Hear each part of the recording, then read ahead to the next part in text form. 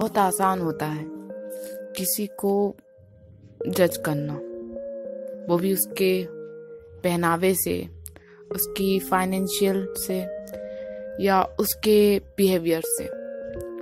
But in सब तरह से जज करना क्या सही है? और जो हम जज कर रहे हैं क्या वो वाकई में वैसा ही है? हमारा जजमेंट 100%, 101% ही है? अगर हाँ, तो ऐसे कितने लोग हैं जो मानते हैं कि हमारा जजमेंट एकदम सही जाता है? बट फ्रेंड्स, हमारा जजमेंट अक्सर धोखा खाता है। हम जो देखते हैं वो कभी नहीं होता। किसी को बिना जाने, बिना उससे बात करे, हम उसको कभी नहीं समझ सकते। आज के टाइम पे अपनी बात को रखना एक बहुत बड़ी बात हो जाती है, और आज की जनरेशन में किसी पर इजीली ट्रस्ट करना ये हमारी सबसे बड़ी बेवकूफ़ी होती है।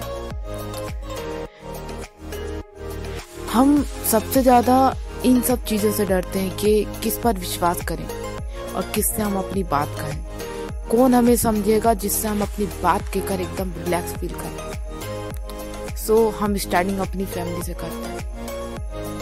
हमारी फैमिली में अगर हमारे पेरेंट्स हैं और उनमें से कोई भी हमसे बहुत ज़्यादा क्लोजली अटैचमेंट है, तो उससे हम बहुत ईजिली तरीके से अपनी बात रख सकते हैं। वो हमें समझा सकता है एंड गाइड कर सकता है एंड हमें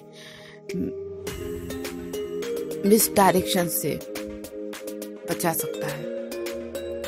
एंड हमारी फैमिली में ऐसा कोई नहीं है जो हमें समझ सके, हमारी बातों को सुन सके, एंड या हम उन लोगों से डर रहे हैं, अपनी बात कहने में बहुत ज़्यादा हिजिटेशन हो रही है या बहुत ज़्यादा डर है।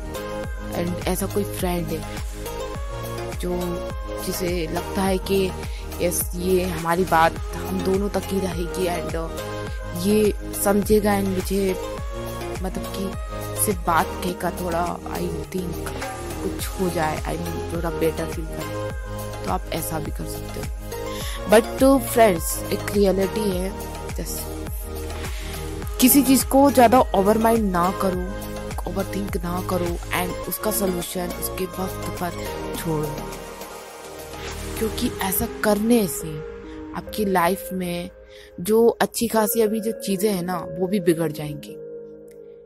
सो अच्छा है कि कल क्या होगा, अभी क्या हो रहा है और अब कैसे सॉल्व होगा, तो इन सब को अभी कुछ वक्त के लिए ना रोक दो।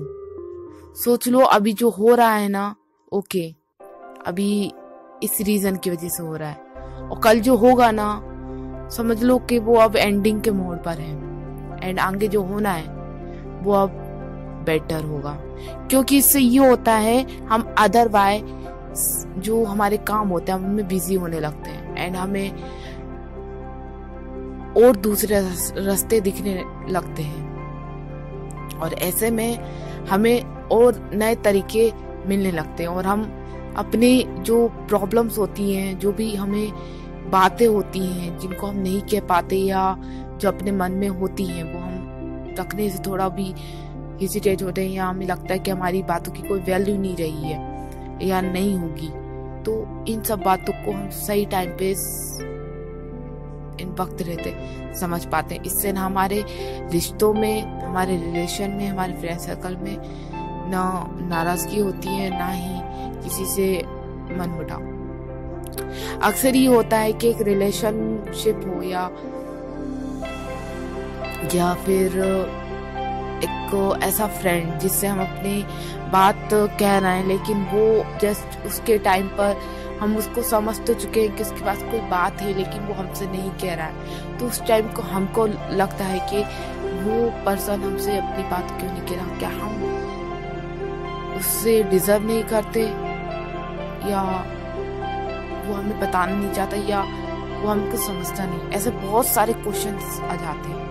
बट उस टाइम आपको सिर्फ ये सोचना चाहिए, ओके, अगर उसे ये प्रॉब्लम खुद को सॉल्व करनी है, खुद से फेस करनी है, सो ओके, उसको उसके हाल पे छोड़ दो। आई थिंक वो आपको परेशान नहीं करना चाहता है या चाहती है। राइट।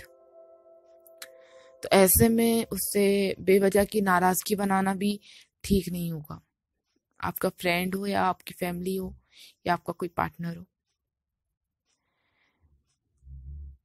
बातों को तमाशा बनाने से अच्छा है कि उन बातों को खामोशी से फेस कर लिया जाए एंड अपनी लाइफ में आगे की स्टेप पर फोकस किया जाए।